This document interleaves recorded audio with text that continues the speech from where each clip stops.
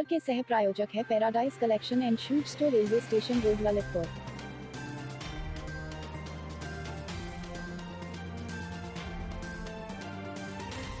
इस खबर की सह प्रायोजक संस्कार वैली एकेडमी स्कूल, महारानी रोड, मसौरा कला, ललितपुर। मैं डॉक्टर राजकुमार जैन आज पुनः आपके सामने कोरोना के बारे में कुछ अहम बातें शेयर करना चाहता हूँ। 10 दिन पूर्व भी मैंने एक वीडियो जारी किया था और कोरोना के कहर के बारे में चेतावनी दी थी और लोगों से सावधानी बरतने कहा था। स्थिति अब भयावह हो गई है और अब विस्फोटक होने वाली है। अब भी हमें बहुत सावधान रहने की ज़रूरत है। हम अपने देश को, समाज को और जनपद को बचा सकते हैं। आज मैं कुछ बातें अपने चिकित्सक भाइयों से, लैब संचालकों से और बुखार के मरीजों से, जनता के जागरूक लोगों से करना चाहता हूँ। देखिए, इस समय बुखार के मरीज़ शहर में बहुत ज़्यादा बढ़ रहे हैं और इनमें से अधिकतर मरीज़ कोविड के ही हैं, ऐसा मैंने देखा है। इसलिए मैं आपसे ये कह सकता हूँ कि वायरल फीवर इस समय बहुत ज़्यादा फैल रहा है और जब जब वायरस इस तरह से मौसम बदलते समय आता है, उसी तरह परिवार में एक व्यक्ति, फिर दूसरा व्यक्ति, तीसरा व्यक्ति संक्रमित होता है। क्योंकि कोरोना की हाई इन्फेक्टिविटी रेट है, इसलिए ये ज़्यादा जल्दी फैलता है और ज़्यादा लोगों को अपनी चपेट में ले लेता है। तो इस समय यही स्थिति हमारे जनपद में और देश में हो रही है। ऐसे में हमें क्या करना चाहिए? अगर किसी को बुखार आता है तो या तो वो डॉक्टर के पास जाता है या सीधा लैब में खून टेस्ट कराने पहुंच जाता है। और जब वो खून की रिपोर्ट लेकर के आता है चिकित्सक के पास तो कहता, डॉक्टर साहब मुझे टाइफाइड हो गया है, विडाल टेस्ट मेरा पॉजिटिव है, या कहता मुझे मलेरिया हो गया है। कोई नहीं कहता कि मुझे वायरल फीवर हो गया, मुझे कोविड हो गया है। देखिए, डॉक्टर कितना भी समझाए, यदि मरीज़ विडाल टेस्ट की रिपोर्ट पॉजिटिव ली है तो उसको वो इग्नोर नहीं कर पाता है। यहाँ मैं अपने चिकित्सक भाइयों से और लैब संचालकों से कुछ बातें शेयर करना चाहता हूँ। देखिए, विडाल टेस्ट जो टाइफाइड के लिए किया जाता है, एक नॉन स्पेसिफिक टेस्ट है। 100 साल से ये टेस्ट टाइफाइड के लिए किया जा रहा है। अब और अच्छे टेस्ट भी उपलब्ध हो गए हैं, टाइफी डॉट उपलब्ध हो गया है। विडाल टेस्ट टाइफाइड के पहले सप्ताह में पॉजिटिव नहीं आता है और कराना भी नहीं चाहिए। और विडाल टेस्ट का सिग्निफिकेंस इंक्रीजिंग टाइटर का होता है, तो हमें 1 सप्ताह बाद रिपीट करना पड़ता है। इतना समय आजकल किसी मरीज़ के पास नहीं, ना कोई एक समय है कि आज कोरोना जैसे दौर में हम 1 सप्ताह इंतजार करें किसी बुखार की रिपोर्ट के लिए। ऐसे में हमें क्या करना है? हमें मरीज़ के लक्षणों को देखना है। यदि मरीज़ को बुखार के साथ रेस्पिरेटरी सिम्टम है तो हमें उसका CBC मलेरिया टेस्ट कराना है, और अगर हमें कोविड की संभावना लग रही है तो कोविड एंटीजन टेस्ट कराने की सलाह मरीज़ को देना है। मलेरिया पॉजिटिव अगर आता है तो ये देखें कि वो किसी स्किल्ड टेक्नीशियन द्वारा स्मीयर देखी गई है, क्योंकि मलेरिया स्लाइड में पॉजिटिव आना बहुत यहाँ पर आम हो गया है। तो या तो हम एंटीजन टेस्ट कराएं मलेरिया का, या कोई स्किल टेक्नीशियन हो तो आप पेरिफेरल स्मीयर से टेस्ट करा सकते हैं। CBC बहुत क्लू देती है हमें वायरल फीवर के बारे में और किसी इन्फेक्टिव पैथोलॉजी के बारे में। उसकी रिपोर्ट को देख करके हम बुखार के मरीज़ का इलाज कर सकते हैं। लेकिन यदि बुखार के साथ रेस्पिरेटरी सिम्टम है तो हमें कोविड एंटीजन टेस्ट कराना है।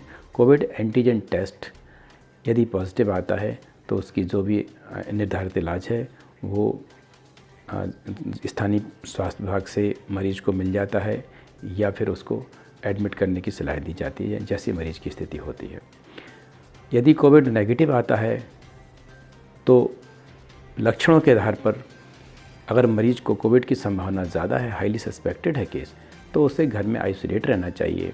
उसके परिवार के सदस्यों से उसको दूर रखना चाहिए ताकि संक्रमण ना फैले। लेकिन कभी कभी हम देखते हैं कि मरीज़ में पूरी संभावना कोविड की होती है और एंटीजन टेस्ट नेगेटिव आता है, मरीज़ इग्नोर करता है और वो संक्रमण फैलाता रहता है। इस स्थिति को हमें रोकना है। यही संक्रमण फैलाने का असली कारण हमारे समाज में इस समय है। तो स्वास्थ्य विभाग और जिला प्रशासन इस बात पर ध्यान दे कि हाईली सस्पेक्टेड केस के लिए क्या किया जाए। जिनमें कोविड टेस्ट एंटीजन नेगेटिव आ रहा है, या तो उनको स्थानीय अस्पताल में भर्ती कराने की व्यवस्था होना चाहिए, क्योंकि ऐसे लोग समाज में रह के, घर में रह के, बाहर रह के संक्रमण को फैला रहे हैं। और कुछ लोग तो ऐसे हैं जो कि गंभीर अवस्था में कोविड एंटीजन की रिपोर्ट नेगेटिव होने के कारण से अस्पताल में भर्ती नहीं हो पा रहे हैं। इस बात पर भी हमें ध्यान देना चाहिए। जहाँ तक बिडाल टेस्ट की बात है, मैं लैब संचालकों से कहना चाहता हूँ कि यदि आप बिडाल टेस्ट डॉक्टर ने लिखा है और आप कर रहे हैं तो उसको सही प्रॉपर मेथड से करें। मुझे जानकारी जो मिली है, अभी जो लैब संचालक बिडाल टेस्ट करते हैं वो एक स्लाइड जो होती है उसमें चारों सॉल्यूशन एक ड्रॉप डालते हैं और उसमें सीरम डालते हैं, और उसको जैसे वो मिक्स करते हैं तो उसके जिस तरह से वो स्लाइड में उसको फटता है, जिसको हम कहते हैं एग्लूटिनेशन होता है, तो वो देख करके लोग उसके टाइटर को लिख देते हैं। ज़्यादा फट गया 320, कम फटा 160, और कम फटा 80, नहीं फटा नेगेटिव लिखते हैं। तो ये गलत तरीका है। यदि डायरेक्ट स्लाइड पर पॉजिटिव आ रहा है तो हमें उसके सीरियल डाइल्यूशन में टेस्ट करना चाहिए। मुझे याद है जब मैं 30 साल पहले प्रैक्टिस शुरू करी थी, उन दिनों में यहाँ एक लैब हुआ करती थी और मैं स्वयं बिडाल टेस्ट लगाया करता था। तो सीरियल डाइल्यूशन में 5 से 6 ट्यूब हम लगाया करते थे और उसके बाद उसकी रिपोर्ट तैयार करते थे। तो मैं सभी टेक्नीशियन से ये अनुरोध करूंगा कि या तो बिडाल टेस्ट आप करें तो प्रॉपर मेथड से करें। उसकी रिपोर्ट पॉजिटिव देने के पहले कई बार सोचें कि मैं मरीज़ को टाइफाइड की रिपोर्ट दे रहा हूं, और या तो इस टेस्ट को ना करें। और अपने चिकित्सक भाइयों से कहेंगे कि यदि रेस्पिरेटरी सिम्टम है, बुखार साथ में है, तो बिडाल टेस्ट ना कराएं। आपको टाइफाइड की बहुत संभावना लग रही है तो टाइफी.डॉट टेस्ट पहले सप्ताह में करा सकते हैं। जहाँ तक मुझे टाइफाइड की डेफिनेशन मैं आपको शेयर करना चाहता हूँ, टाइफाइड वो बुखार है जिसमें इट नेवर टचेज नॉर्मल। मतलब ये नॉर्मल बुखार किसी समय 24 घंटे में मरीज को होता नहीं, 100 से लेकर 104 डिग्री तक मरीज को बुखार रहता है। तो ऐसा तो हम देखते हैं कि मरीज को बुखार ही नहीं है और टाइफाइड टेस्ट की रिपोर्ट पॉजिटिव लेकर आता है। तो ऐसे मरीजों को हम कितना भी समझाएं लेकिन वो टेस्ट की रिपोर्ट को इग्नोर नहीं करते हैं। तो जहाँ ये कुछ मैंने बातें आपसे कहीं, इस पर हम डॉक्टर्स को और लैब संचालकों को ध्यान देना चाहिए। जब मरीज को कोविड एंटीजन टेस्ट पॉजिटिव आ जाता है तो ठीक है, वहाँ होम आइसोलेशन की परमिशन ले लेता है, या फिर वो ज़्यादा गंभीर होने पर रेफ़र कर दिया जाता है L2 L3 लेवल पर। और अगर होम आइसोलेट है तो उसके कॉन्टैक्ट की पूरी ट्रेसिंग होना चाहिए।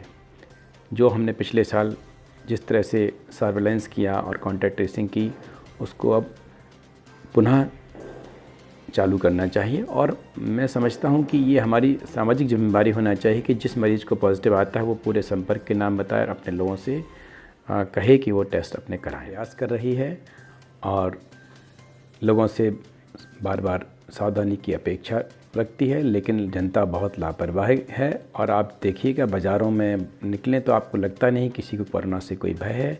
मैं पुनः आपसे अनुरोध कर रहा हूँ कि घर से कम निकलें तो मास्क लगा कर निकलें, सोशल डिस्टेंसिंग का पालन करें। बुज़ुर्ग लोग और बीमार लोग बहुत आवश्यक होने पर घर से निकलें और जल्दी अपने कार्य को लौट करके आएँ।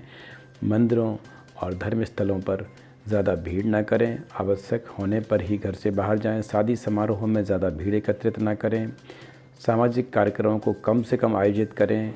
अभी 1-2 माह जो हैं हम हर कार्यक्रम को पोस्टपोन कर सकते हैं। ज़िंदगी बहुत ज़रूरी है और फ़ोन पर संपर्क तो हम लोग कर ही सकते हैं। और हम लोगों से एक अपेक्षा भी करेंगे कि जो लोग लापरवाही बरत रहे हैं, हमारे जो स्वजन हैं, हमारे जो जानने वाले हैं, हम उनसे फ़ोन पर उनको सावधानी बरतने की सलाह उनको दें। और जहाँ तक दिनचर्या का सवाल है, सुबह से उठ करके 2 गिलास पानी पिएं। दिन में भी पानी की अच्छी मात्रा लें और पानी को ठंडा बिल्कुल ना पिएं, नॉर्मल पानी या गुनगुना पानी पिएं। मटके का पानी का और फ्रिज के पानी का बिल्कुल इस्तेमाल ना करें।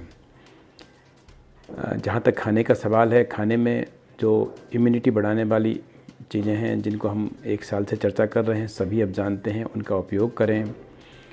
और वैक्सीन ज़रूर लगवाएं। वैक्सीन जिन्होंने नहीं लगवाई है, जो एज ग्रुप में आ रहे हैं 45 प्लस में, वो जल्दी अपनी वैक्सीन लगवाएं।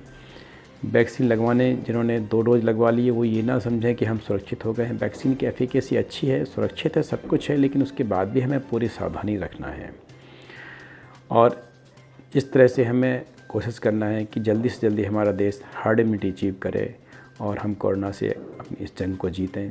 जल्द ही कोरोना मुक्त भारत की हम कल्पना करते हैं। जय हिंद, जय Bharat. Subscribe now and press the bell icon. Never miss an update.